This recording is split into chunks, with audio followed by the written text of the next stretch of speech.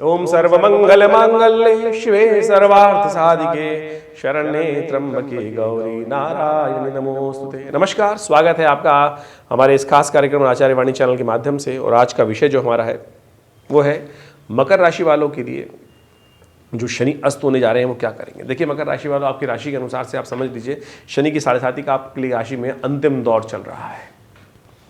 और शनि की 7.5 कभी शुभ नहीं कही जाती है। अब वो कई बार लोगों ने सिद्धांत बना लिया, जाते हुए शनि, आते हुए शनि, चढ़ती हुई 7.5, उतरते हुए 7.5, सिर पर, पैर पर, जैसे जो पैरों पर हैं वो किस प्रकार के जाते हुए शनि महाराज देखे जाते हैं। देखिए, सारा ग्रहों का खेल है, योगा योग का खेल है कि कहाँ आपके लिए अच्छे हैं, कहाँ आपके लिए खराब है। लेकिन ओवरऑल 7.5 जो है ना वो कहीं ना कहीं विघ्नकारक ही मानी जाती है, कष्ट देने वाली मानी जाती है, कई कार्यों में विलंब उत्पन्न करने की योग्य। और मकर राशि वालों से ज़्यादा इस बात को कौन समझ सकता है, क्योंकि पिछले करीब 6.5 सालों से आपने इस बात को झेला है कि कार्य कैसे पकने की स्थिति में है, लाभ कष्ट दे रहे हैं और रुक रहे हैं, रुके हुए पड़े हैं, वो आप स्वयं जानते हैं। तो इसलिए उतरते चढ़ते की फिलॉसफी आप छोड़ दीजिए। तो बहुत सारे लोगों ने जो दी है वो आप समझें। खैर, अब जो इस वक्त गोचर का प्रभाव पड़ रहा है वो आप समझें। इस वक्त गोचर में शनि महाराज जो अस्त होने जा रहे हैं 11 फरवरी से रात को करीब 11:15 बजे के आसपास, और 16 मार्च तक ये अस्त रहेंगे। ये आपके लिए ऐसा ही योग रहेगा कि 7.5 समाप्त हो गई, यानी एक रिलीफ का पीरियड। ये रिलीफ का पीरियड है, तो इसमें आप बहुत सारे कार्यों को लाभ की स्थिति में मोड़ सकते हैं स्वयं अपने प्रयासों से। लेकिन कई बार क्या होता है, गड्ढे भरने में टाइम लग जाता है और ऐसे में समय निकल जाता है। यही ज्योतिष विज्ञान का लाभ है कि आपको समझ लेना चाहिए कि कौन सा समय आपके लिए अच्छा है और कब लोहा गर्म है और कब चोट मारनी है आपको। यही ज्योतिष विज्ञान बताता है कि देखिए, इस वक्त कई बार क्या होता है, काफी लंबे समय से जब स्थिति हमारी हार हो रही होती है, हमें स्थिति में लाभ नहीं मिल रहा होता है, तो हम क्या होता है, हतोत्साहित होकर बैठ जाते हैं। ऐसे में पता ही नहीं चलता कि समय कब हमारे फेवर में था, और अरे बाद में पता चलता है, अरे मैं तो तेरा काम तैयार कर बैठा था करने के लिए, आया ही नहीं, तूने बताया नहीं, मेरे को तेरी याद आई नहीं। अब यह स्थिति है कि शनि महाराज जो हैं सूर्य के बिल्कुल सन्निकट आ गए। आपकी राशि के अनुसार से बात करें तो द्वितीय भाव में सूर्य पदार्पण करेंगे करीब कुंभ राशि में, विशेष तौर पर 13 फरवरी के आसपास। और ये आपको बड़ा उत्साहित करेंगे, मनोकामना सिद्धि का योग बनाते दिखाई दे रहे हैं। तो ये एक महीना जो है वो आपकी मनोकामना सिद्धि के लिए बड़ा प्रशस्त करता दिखाई दे रहा है। हर ग्रह की अपनी एक गति होती है। जैसे सूर्य एक राशि में करीब 30 दिन रुकते हैं, शनि महाराज जो होते हैं वो 2.5 साल रुकते हैं एक राशि में। तो ऐसे में दोनों राशियों की गति अलग अलग है। जो कुंभ राशि में जो चल रहे हैं सूर्य पहले से, शनि महाराज पहले से, वो धीरे धीरे अपने अंश को बढ़ाते हैं। और ऐसे में सूर्य नित्यपति एक अंश चलते हैं, तो सूर्य बहुत तेजी से आगे निकलेंगे और 14 अंश जैसे ही के पास आए उन्होंने ग्रह को अस्त कर दिया, और 14 अंश आगे निकल जाएंगे तो उदय हो जाएंगे।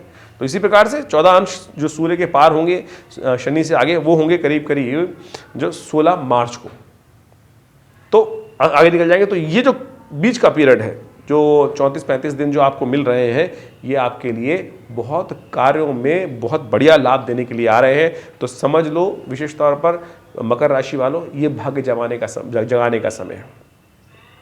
और इच्छाधारी योग बन रहा है आपकी राशि के अनुसार से। पिता पुत्र दोनों एक ही राशि में स्थित होकर, जो शनि है वो अस्त हैं और सूर्य वहाँ पे आपकी मनोकामना सिद्धि का योग बना रहे हैं। इच्छाधारी योग का निर्माण जिस प्रकार से कर रहे हैं, ऐसे में नेगेटिव भाव हटाओ, पॉजिटिव हो और काम करवा लो। आपके भाग्य के ग्रह दिखाते हैं कि इस वक्त आपकी किस्मत, आपके जीवन साथी, जिन लोग शादीशुदा हैं उनके भाग्य की किस्मत जो है उनके जीवन साथी के हाथ में होगी।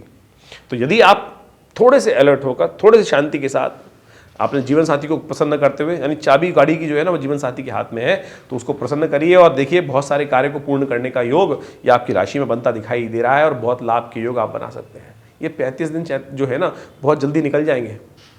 तो इसलिए हम आपको ज्योतिष विज्ञान के माध्यम से उसके रहस्य को, काल गणनाओं को समझते हुए इस बात को बताने का प्रयास कर रहे हैं। नेगेटिव मत सोचिएगा। आपके लिए इस समय एक कहावत है जो आपको बहुत बढ़िया तरह से लाभ देने वाली है। विशेष तौर पर आप समझ लीजिए क्या कहावत है, कि आपको मांगने से विशेष तौर पर भीख नहीं मिलने वाली, लाभ नहीं मिलने वाला। बिन मांगे सब कुछ मिल सकता है आपकी राशि के अनुसार से। ऐसे में केवल पॉजिटिव एटीट्यूड के साथ कार्य करने की जरूरत है। अपनी बातों को डिप्लोमेटिक तरीके से करवाने का प्रयास करें। यदि आप किसी से जाके कहेंगे मैं कष्ट में हूं, थोड़ा हेल्प करते, बिल्कुल नहीं करेगा हेल्प। लेकिन अगर आपने उसी शब्दों को परिवर्तन करने का प्रयास किया, मुझे ऐसा दिखाई देता है कि मुझे बहुत बढ़िया लाभ होने के योग है, ऐसे में विशेष तौर पर यदि हम ये कार्य कर ले तो बहुत, यानी डूबे हुए हिम्मत नहीं, जागे हुए बिल्कुल लाभ पॉजिटिव एटीट्यूड के साथ करने का प्रयास कीजिए। आप ये विजन हम आपको दे रहे हैं, विजन हम आपको दे रहे हैं कि लाभ की स्थिति प्रशस्त है।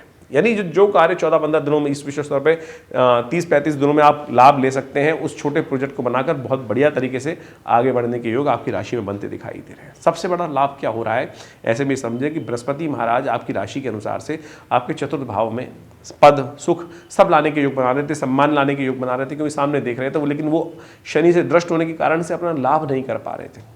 ऐसे में मकर राशि वालों ये समझो कि शनि के अस्त होने से बृहस्पति पर भी शनि का जो नेगेटिव प्रभाव था वो समाप्त हो गया है।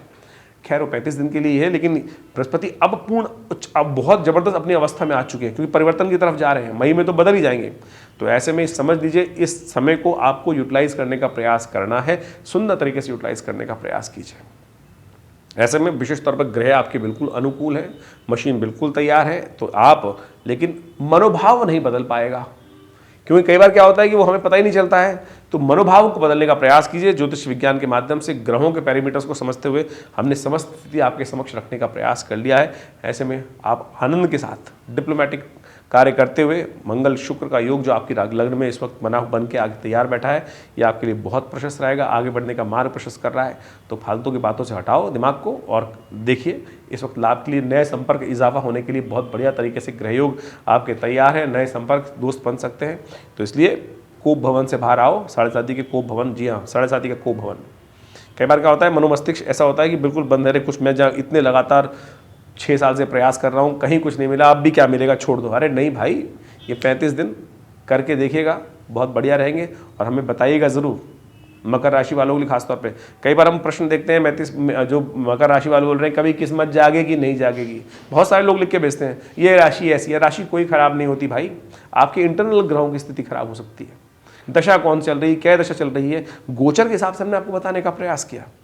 नेगेटिव भाव से हट के भाव पॉजिटिव आने का प्रयास करना चाहिए। इस समय सब कुछ आपकी पॉजिटिविटी पे डिपेंड करने वाला है, इसलिए नेगेटिव भाव को हटाओ और इस समय पॉजिटिव यदि हो गए तो ये 35 दिन में वारे न्यारे कराने के योग प्रशस्त होते दिखाई दे रहे हैं। इसके अलावा जैसे हमने कहा कि बहुत सारे लोग लिख के भेजते हैं कि हमारी जन्मपत्री में कुछ हो ही नहीं रहा है, ये आप लगातार हम कर रहे हैं, उसके लिए आप कोशिश कर सकते हैं, हमारे यहाँ अपनी जन्मपत्री को भेजें, हम एनालाइज करके बताएंगे, देखेंगे और बताएंगे, कोशिश करेंगे।